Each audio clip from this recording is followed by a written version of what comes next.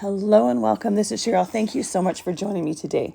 Today I'm going to share some easy dimensional cards using the new On the Farm collection from Spellbinders. This one here is called Counting Sheep. Then we have the Ham It Up. Then we have Honk Honk. I love all the different pieces you get with these sets as well. This one here is Spring Chicken. This one is called Hey There. And then we have some landscape edges, perfect for the backgrounds for any one of these die sets. And then I have the Perfect Touch arches that I'm going to be using for some of the details. So for my first card, I'm going to create a shadow box card. So I have some raindrop cardstock here, and I'm cutting two pieces of it that are 5.5 inches by 6.25 inches. So one of these pieces is going to be for the front of the card. One is going to be for the back of the card. I'm using my score pal, and I'm going to score each one of these pieces at 1/2 inch and 1 inch on the short side.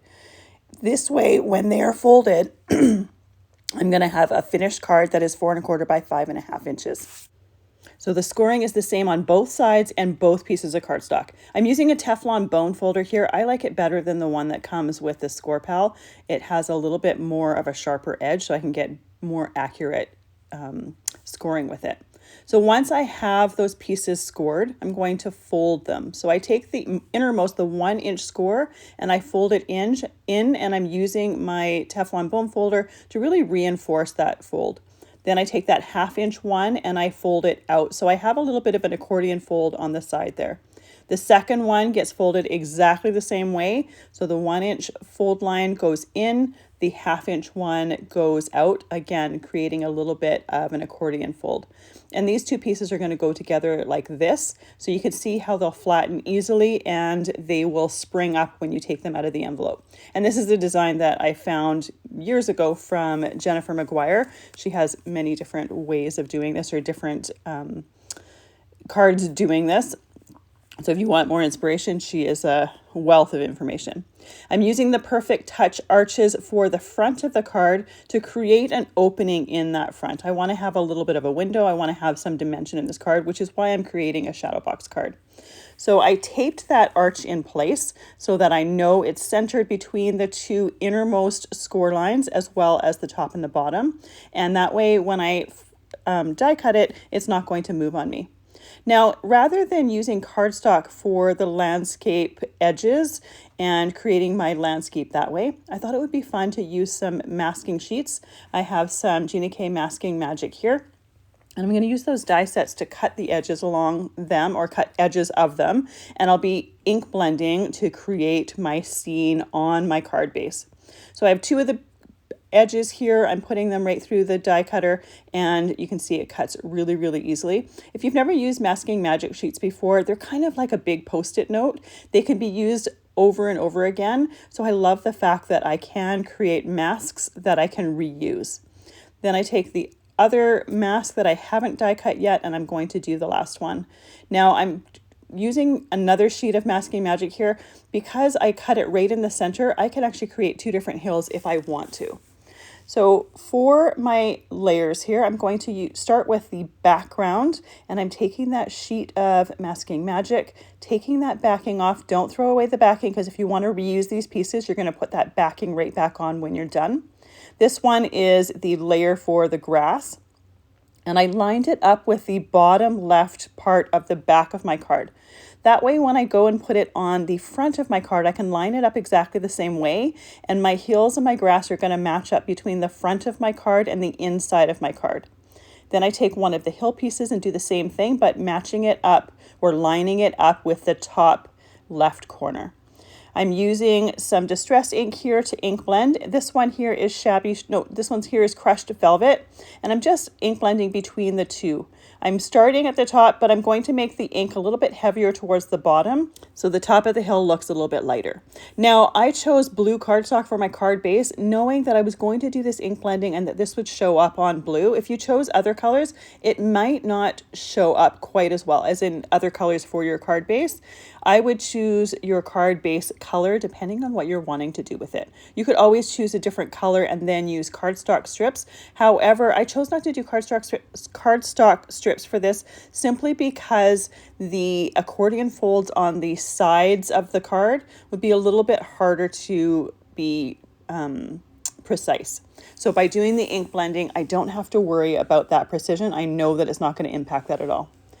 When it comes to the front of my card, I'm lining it up exactly the same way, the grass piece to the bottom left, the hill piece to the top right. So then when I put this top piece or the front piece of my card on top of my back piece, it lines up perfectly. Now, as I'm doing this, I'm also wiping down my surface often to make sure that I'm not getting any ink on the back of my card. For the next piece, I'm just putting the top piece for my clouds there. I'm not going to ink it quite yet. At one point I was, and then I figured I might as well ink blend my grass first. For my grass, I'm using some Shabby Shutters. This is a little bit lighter than that crushed olive.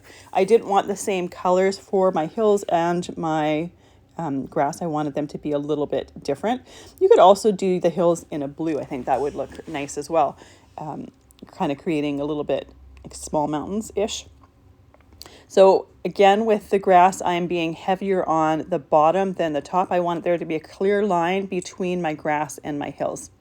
I'm doing just a circular motion to do my ink blending. You can ink blend it however you want, and you can create or you can add as much ink as you want or keep it as light as you want.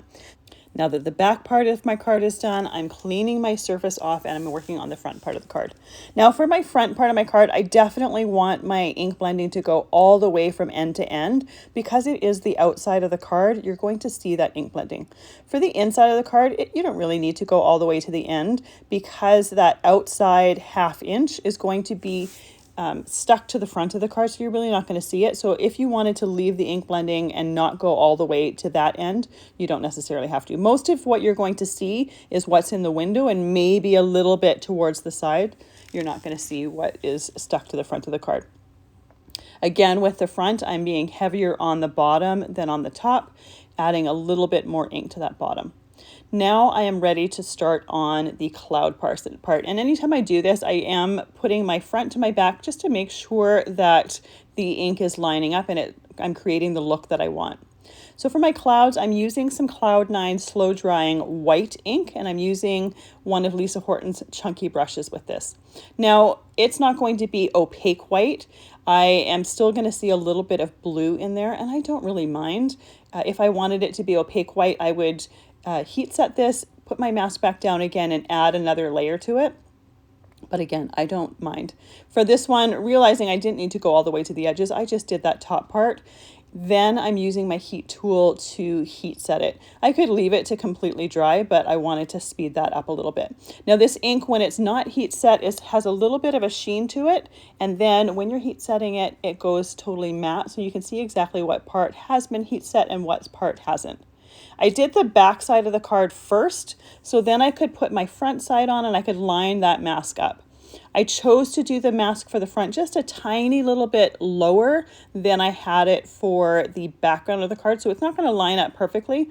I highly doubt someone is going to check, as well as the fact that it's a personal choice, it's a design choice. I wanted it to be just a little bit lower on the front and a little bit higher on the inside of the card.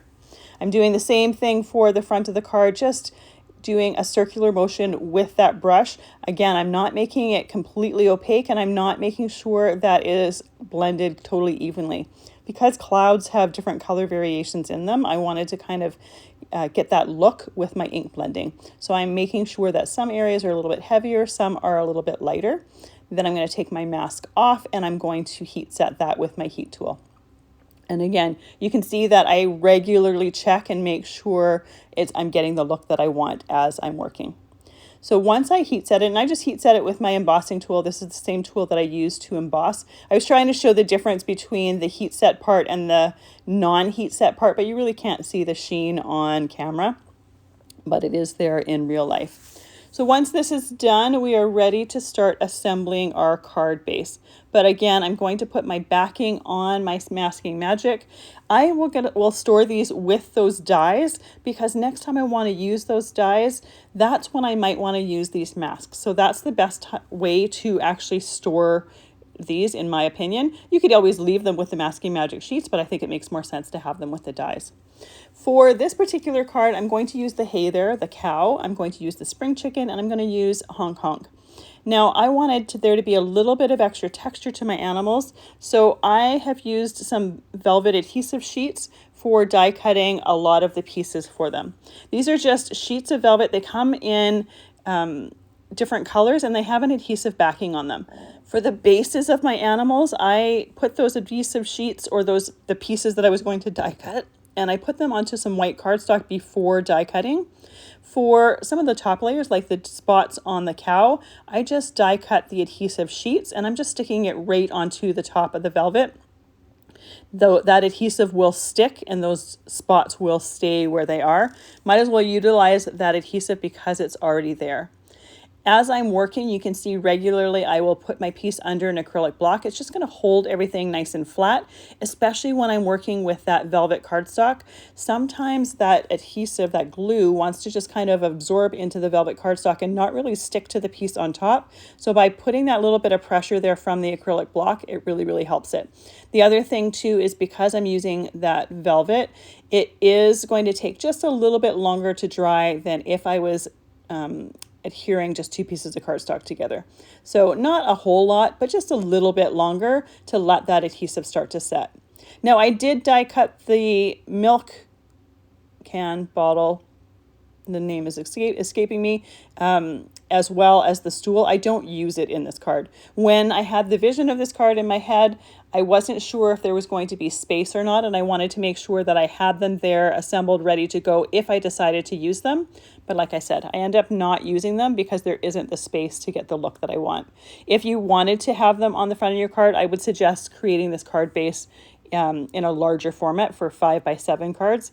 I didn't want to make a card that was that big. I wanted it to be a little bit smaller. So once I have all of my main pieces here ready to go, then I can finish assembling my cow. So I have the horns there, and all of these guys have little hats or whatnot on them. I don't use them for this particular card. It wasn't really the look that I was going for, but you certainly could. If you wanted to have a little bit more of a whimsical vibe to it, you absolutely could add the hats. The chicken has both a hat as well as an apron, so you can have a little bit of fun with it. The glue that I like to use is Barely Art glue, and I have it in a fine line bottle, and it's perfect for assembling die cuts like this because you can get as little as a tiny dot of glue or as much as you need. I can even assemble my card if I want.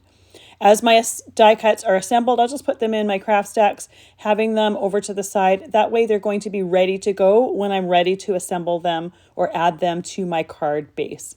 Next, I'm assembling the Honk Honk, the geese, and these guys have a little piece that goes behind their eye to make their eye black, and then they have another piece that for the rest of their bill. I did the bill in Persimmon Cardstock, and then the black is just Onyx Cardstock from Spellbinders. These are great for using up cardstock scraps because some of these pieces are so tiny. For some of the larger pieces, I will use my fingers to place them, but I do find, especially for the really tiny pieces, a pair of reverse tweezers are going to be your friend. They make it much easier to assemble and place the pieces exactly where you want them to go. The other thing too is you can use the tip of the tweezers just to kind of nudge and move those pieces in place. Next, I'm going to assemble the spring chicken. I have these pieces already die cut, ready to go. I have them organized in my craft stacks. These craft stacks have become invaluable, and I use them with pretty much every single project. They're perfect for when you're die cutting and just putting your die cut pieces together so you know all the pieces to go with a certain thing. In this case, the chickens and the chicks are all in one craft stacks together. You can also get magnet bases for them if you want to have a die in there you're going to be using while you're assembling and don't want it to go missing. Or if you're doing a bunch of die cutting and you don't want to have your dies scattered all over your work surface, I like to use one of these craft stacks to just place my dies in. So once I'm done, I can put them all away at once. And I know with that magnetic sheet, those dies aren't going to go anywhere. It's nice and strong and it holds them really, really well. So after putting together my chicken, I'm going to put together the nest as well as the chicks. The dies themselves cut 2 little chicks, and then the accessory pieces cut, the accessory pieces for the chicks. I cut those a couple times because I wanted to have a few extra ones. Now I die cut my chicken white because in my head, she was going to go on the outside of the card. I end up putting her on the inside of the card, and I hadn't really thought about it at the time, but in hindsight, when looking at the card once it's done, what I should have done was recut it out of, say, some brown cardstock, because it's right next to the cow, and between the cow and the chicken and the geese, there's a lot of white. So doing it in a brown would have added just another color and made it pop a little bit more. I still like her, but I love the fact that chickens come in so many different colors, so you can really get creative with the color choices you use. So my chicken there is done, as well as my chicks. I can put them in the craft stack, so when I'm assembling my card, they're ready to just grab. I have some 7mm, I think it's probably about 5/8 inch Suquang tape here. I'm going to put them on my little 1/2 inch outside score mark on the card base. Then I'm going to press down and make sure that it has some good contact. Now, to put my card base together, I don't want to take that adhesive off the entire side and then try to line everything up. My adhesive here is really strong, so it would hold really, really well, and I would rip things apart if I didn't get it perfectly aligned. By taking part of the tape off and then just folding that tape backing outside, I can line up one area and then line up all the rest and make sure that everything stays lined up as I'm pulling that tape out a little bit at a time. With that tape out and everything secured, I can fold those pieces in for my card base and really reinforce them with my Teflon boom folder. So this here is the finished base of the card. Those accordion pieces fold in when you put it into your card envelope, and then as you take it out, they spring up. Now I use the arches on the inside for the window for my card, but you can absolutely use any shape you want. And I love the fact that it's such a basic card base that you can get creative with it. So I'm going to put the cow in the background. I'm going to put one of the geese on the front of the card and one of the geese on the inside of the card. Now just make sure when you're putting your animals on the front of your card, you're only putting glue on the part that is going to be touching that front of the card base. We don't want to close your card and have something stick that shouldn't be if the glue isn't quite set or quite dried before you put your acrylic block on there. Now I put a few of those pieces down and then put my acrylic block down to, let that glue sit. And while I do that, it's the perfect time to put the chicks and the chicken on there and just kind of see how I want it to go. Now, the only thing that I really wish is that the chicken was facing the other way. I know I could do the die cutting and then turn it over and reverse it, but I don't really love the finished look of the die cut when I do that, so I left it as is. So this is where I decided to just put the chicken on the inside of the card. This is also where, if it was done in brown, it would show up just a tiny little bit better. I really love those little chicks, so I wanted them to be front and center and on the outside of the card. Because they're so tiny, they're perfect for that outside. Now, if you wanted more on the outside of the card, this is where doing a 5x7 base would be handy because you would have more space on the outside. Another option would be to do a smaller arch on the inside for the opening, and that way you would have a little bit more surface on the outside as well. But I wanted to have the option of having as much seen on the inside of the card as possible. So I'm going to let those die cuts totally dry, and once they're dry, I'm taking my glossy accents and I'm just putting a dot of them in the eyes. It's just going to give a little bit of shine to those eyes.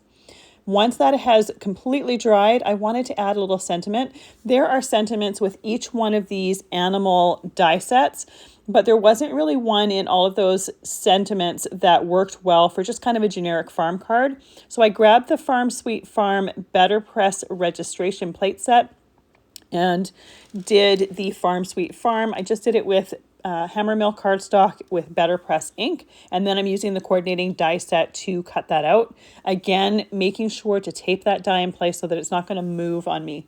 I ended up doing a second one off screen because you can't actually even see it in the video. But when I take the die off of the sentiment here, there must have been a little bit of excess ink on the one part of the die and it's smeared. So I redid it to make sure that I had a sentiment without any smeared ink. Again, you can't actually see it in the video, but rather than make that first sentiment go to waste, I decided to use it to give the sentiment a little bit of extra strength and dimension. Now, because we have a separate sentiment here, we might as well put that over the front of the opening. So I just put the glue on the two ends of it and then just glued it right there. So here is our finished card. You can see that it flattens down really, really nicely, but it also stands really nicely. I love this as a card base. It's so simple to do to create a fun shadow box card. For my next card, I'm going to use the Ham It Up, the little pig, and I'm going to assemble him before I assemble the rest of the card. So I have some Latte and Portobello cardstock here that I used to die cut the pieces for the little mud puddle. And then I have some pink velvet cardstock that I cut the pig out of. There is some Onyx cardstock that I'm using behind the little pig face to give his eyes and the innermost pieces of the snout that black look. And then I have some Dahlia cardstock that I die cut for the little pieces for his ears as well as for his snout. And these pieces, especially those tiny pieces, are especially where it's going to come in handy to have a pair of reverse tweezers. I use my reverse tweezers often, so it's a tool that I don't think I could live without when it comes to crafting and assembling die cut pieces like this. This particular one has one of the legs that's separate for the pig. So while I'm waiting for the pieces on his face to dry or to set, I'm going to glue down that little last leg. When you have those extra little leg pieces, it's nice because then you can customize how you have them standing, especially for the cow, because both of the back legs are separate pieces. Once those pieces have dried, then I can put the head onto the body of the pig. So for this one, I am going to use one of the sentiments from the stamp set. I pointed out one on the front of the packaging there, but I ended up changing my mind between getting to the point or between that and getting to the point where I'm actually going to stamp it in place. I'm going to put the head on the pig first because that might as well be drying while I'm waiting. Now for this card, I'm going to add the dimension with a shaker dome, and I have some arch shaker domes here. This is perfect for adding some dimension to a card. It's super, super easy. They coordinate with different die sets. So this arch shaker dome, it does coordinate with the Perfect Touch arches that I used on the first card, but it coordinates better with the essential arches simply because there's a lot more choices. When picking out the arch to do the opening for the front of your card, best to choose one that doesn't quite go all the way down on the arch shaker dome, then you're going to have the right size there. So while talking, I just put on the little hoofs to the pig, and I'm going to let that dry or set for just a moment before gluing him to the mud puddle. Now, I thought it would be fun if the pig was kind of splashing mud. I have a bunch of shaker bits that I'm going to use. They're just ones that I randomly collect, but I think it would have been fun if there was some brown pieces and it looked like it was mud flicking up. Just would work well with the Ham It Up for Your Birthday that I'm going to be using for this card. For the mat for my card, I have some Cosmic Sky Cardstock, and I might as well utilize it in two ways. Because you're only going to see the outer edge of this cardstock, I'm going to create a frame for my shaker dome. And I might as well cut that out of the inside piece here. That way I get another piece that I need without using another piece from that cardstock. Makes it go a little bit longer or stretch a little bit farther by utilizing it this way. And you're never ever going to know because there's going to be a mat over top of it. You're never going to see that there's a piece of that missing there. So with my frame already done, ready to go, I can set that to the side. This inner piece here, I'm not going to be using, but I can just keep it and use it as something to die cut other pieces for a future card. I'm going to use my Misty stamping tool in order to stamp my sentiment, and I want to stamp that sentiment before I cut my opening for my shaker dome. That way I can make sure that I have everything spaced properly. Anytime I use a new clear stamp, I use a white eraser just to rub on the stamping surface just to make sure that it's going to take ink a little bit better, remove any possible manufacturing residue that's on there. And then you'll use a soft brush just to remove any eraser bits. I have a Chip Sapphire Distress Pad here. That's what I'm going to be using to stamp my sentiment. And I do it twice just to make sure I have a nice dark clear sentiment there. Cleaning off that stamp before I put it away to make sure that it's nice and clean for next time. Now that I have that stamp done, I can use the inner size of the two arches that I had used to create my frame, and I'm going to cut my opening in the front of the card. So I place it on there again, taping it in place with some Best Ever Craft tape to make sure that it's not going to move on me while I'm doing my die cutting. Put it through my Platinum 6 machine to do that die cutting. And now we have the opening on the front of our card. Now, just to add a little bit of extra visual dimension, I'm going to take a frayed burlap distress pad and I'm just going to do some light ink blending around here. Now, when I did my die cutting, I got a little bit of an inky finger on one of the sides of this frame. It's really not visible on camera, but you can see it in person, and it's not a dark print, obviously, otherwise you'd be able to see it on camera. It just makes it look a little bit dirty. So this frayed burlap ink blending kind of covered that up, as well as the fact that it ties in with what I'm going to do for the background to go behind my pig. Because the pig has a little bit of a mud puddle, I thought it would be nice to have some brown around it, make it look like it's more of a dirt with a mud puddle that it's splashing in. I'm using some Pink Fresh brushes here. I've been using them lately and I really like them. They create a nice light ink blend, but you can keep building that ink up. And it's a nice way to not get too heavy to start off with. So with my background ink blended, we're ready to start assembling the card. So I'm going to glue my pig where I want him to go. This way, when I glue my arch down, I can center that pig exactly where I want it to be on that arch. Now, I've been dealing with a lot of static lately where we live, and I'm using my embossing powder tool to try to remove that. Then I use my cloth to clean the dust or the powder from that embossing powder tool in there. Really, it doesn't work as well as I thought it would. My sequins still want to stick on the front of that shaker dome, but it's a good attempt. Usually it does work well. Today it didn't. We've been dealing with a lot of it lately. So I have some shaker bits here. Like I said before, I just kind of collect them when I see different things that I think would work well in shaker cards. I keep them in a little bin. And that way I have a lot of selection when I'm ready to start making shaker cards. So I have some sequin pieces here. They're little octagon pieces, as well as some gold beads. Probably would be better to have some brown to go with that mud, to go with the idea that I was looking for earlier, was the look that I was going for earlier. The gold will work though. So once I have those shaker bits on there, I make sure that there's a nice clean area around to glue my shaker dome on. I'm using some Barely Art glue and making sure that I have a complete line around it. And then I put it down on my piece, putting my acrylic block on there and let that glue dry till it's completely clear. Then I'm ready to put the pieces from the front of my card on there. And for these ones, I don't necessarily need to wait till it's completely dry before I can put this onto my mat. However, I kind of got ahead of myself. My Cosmic Sky mat here, I do need to glue down to the front of the card before I glue down the other piece there. So I just tucked that to the side for a moment, gluing this mat down first, and now that this one is already has glue on the back, I can put this onto the front of the card, centering the mat. My Cosmic Sky piece there was cut to 5 3/8 inches by 4 1/8.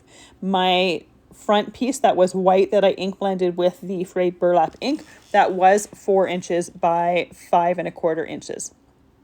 For my last card, I'm going to create just kind of a pop-up card base. This is another one that Jennifer McGuire shared, I want to say a couple years ago. I don't really remember how long.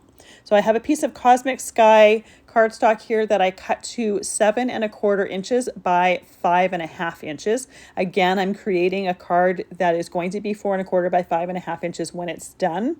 On both short sides, I am scoring at 1 1/2 inches and 2 1/4 inches. Now my scoreboard doesn't have marks for the 1/4 inch. So what I do for that is I shift my cardstock up. So the end of the cardstock is at the 1/4 inch mark, and then I score at 2 1/2 inches, which would be the 2 1/4 inch mark. After doing that same scoring on both sides, I'm going to fold it exactly the same way as I folded my first card for the shadow box. So the innermost fold gets folded in, and then the next one that's outside of it gets folded out. So it creates kind of an accordion sides. Again, similar in folds to the first one, but because the scoring is different, it has a different finished look to it. So with that scoring done and the folds in there, and I use that Teflon bone folder to reinforce that folds, I'm taking my sticky mat out again, and I'm using that Ship Sapphire ink, and I'm just doing some ink blending on the top of it. This is a night sky, and I want it to be a little bit darker towards the top. We're not going to get a huge contrast here because my Chip Sapphire isn't a lot darker than that Cosmic Sky background, but I still want to have that dark look there. You can see that it does get somewhat darker, but it's just not a huge contrast. Now, to go with my night sky, I'm going to use the watercolor mixing set from Spellbinders. There's a beautiful gold in there. I use my Mighty Mister to mist that water to wet it, and then I'm using my Yasutoma brush to mix that together, and I'm going to create some splatters. Now, right off the bat, I created 2 larger splatters that I did not intend to do. Fortunately, that's kind of on the fold that kind of goes back, so we're not going to see a whole lot of it. I'm continuing my splatters, and I'm going to let that dry. However, I do take the edge of a piece of paper towel, and I just take some of the excess liquid out of those splatters, and it just kind of dulls them a little bit. Again, it's not going to ruin anything. If it would ruin it, I would just redo that whole base piece. It's just a little bit larger than I had originally intended. While I'm waiting for those splatters to dry, I can assemble my sheep. So my sheep body was die cut out of some Snowdrift cardstock, and then the upper layer was die cut out of some of that white velvet cardstock. So the legs of the sheep are just regular cardstock. The velvet cardstock is going to go on top of it, so the body of the sheep is going to have more of that fluffy finish to it. And I like, for this particular one, I like the contrast of the 2 cardstocks with that. Again, I put that velvet cardstock onto some white cardstock, just some scraps before die cutting. It's going to give it a little bit of extra stability, as well as the fact that it makes it much easier to assemble because I'm sticking cardstock to cardstock. I have some little pink pieces here that I'm going to die cut. These are details for the sheep's face, but because these die cuts are so tiny, it's always nicer to have them or to die cut them right as you're doing assembly so you don't accidentally lose them. Some of those pieces are just so tiny that it's far too easy to lose them. Once I have those pieces die cut, I can add them to the face, and this is exactly where a pair of reverse tweezers are very, very helpful because those pieces are so tiny. It makes it really easy just to add a tiny dot of glue and then place it on there. Obviously, your fingers are far bigger than these pieces, so it would be a lot harder to do this with your fingers. Once those little pink pieces are on, we can add the little cap that is also die cut out of velvet cardstock. Obviously, this piece can be die cut out of any color. I just did it in pink because I didn't want to add too many extra colors here. I wanted the focal point to be on the sheep as well as the night sky with the stars. I have a couple fence pieces that were die cut out of some Latte Cardstock. I'm going to put those pieces so they're going a little bit off of the edge. So when I'm adding the glue to it, I want to make sure that I don't add glue to that whole fence piece. I don't want it to accidentally stick to the part of the base of the card that I don't want it to stick to. Now I have some stars here that are also from this die set that I've die cut out of some Inca Gold cardstock. This is a gold cardstock that I use regularly. It's just a mirror gold cardstock, but it has an interference shine to it. And I love using it for stars. This was a scrap that I had, so it was a perfect use for it. I'm going to scatter them amongst the gold splatters that I've added to the background, just adding a dot of glue and placing that little star die cut on top of there. This one would also be really fun to do as a shaker card using one of those shaker domes and then using those stars for the shaker bits. I think that would be fun as well. Obviously, I chose not to do that. I wanted to do this card base with it, and I think this card base works well with it as well. There's also some clouds in here, so I'm going to glue those as well. This first cloud, I have it going off of that fold again as well. So when I do that, I kind of line it up, and then I hold my finger where I don't want glue to make sure that I don't accidentally put glue where I don't intend for it to go. I'm going to have some of my clouds overlapping each other and some going off of the edge of the card. I always like to have some clusters of clouds and some individual ones. I think it looks a little bit more interesting. And again, whenever I intend to put something where I don't have it or don't want it to stick somewhere else, I have my fingers covering that area. So I have one of those cloud pieces that I have going off of the left side of the card. I'm going to let that glue set, and then I'm going to trim that off with my shears. And obviously there's no point in wasting that half a cloud that I trimmed, so I'm going to glue that onto the opposite side of the card, tucking that in behind the other cloud that I have there, just because it's a little bit larger. I think it looked better going behind there. Now for this card, I want to use one of the sentiments that come in that stamp set. So I used my embossing powder tool on the bottom of that cardstock, and this sentiment says, "I count the ways I love you." And I thought it worked perfect for, sheep, counting sheep, that sort of thing. And it worked perfect for this night sky one as well. So I put that in my Misty stamping tool, use some Versamark ink, and then I'm going to emboss it with some white embossing powder. This way it's going to be nice and bright against that background there. You could also do gold. That would tie in really nicely with those stars in the sky as well. I opted with the white, but either one I think would work. After heat embossing them, we are ready to add the sheep to the front of the card. So I'm going to put some glue all over the back and then put that on the front of the card right between those two little fence pieces. And then I wanted to add a little bit of extra texture to it. So while waiting for that glue to dry, I'm adding a little bit of stickles to give it a little bit of sparkle. I put some on the little sleeping hat for the sheep and then some on the clouds, and then let that completely dry. Once it is completely dry, we have a fun card that has a little bit of dimension to it because of the way that base is folded. Now I wanted there to be an area to add a message if you wanted to. So I'm just taking a piece of raindrop cardstock and I'm only adding glue to the area that is going to touch the base of the card. So here we have our card base. When you fold it down, it is 4 1/4 by 5 1/2 inches. But when you pop it up, it goes a little bit wider and it stands really nicely all on its own.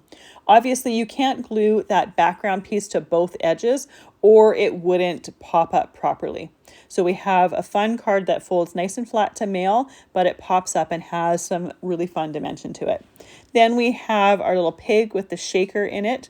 Again, that shaker is great for many different cards, and it makes it so easy using those shaker domes to create the look of, or to create a shaker on the front of your card and add that fun dimension.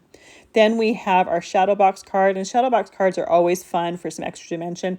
They are great for creating scenes, as well as the fact that they stand up really, really nicely on their own. Thank you so much for joining me today. I hope you enjoyed some of my favorite easy ways to create some dimensional cards. I appreciate all the time that you spend with me. I hope you have a fantastic day.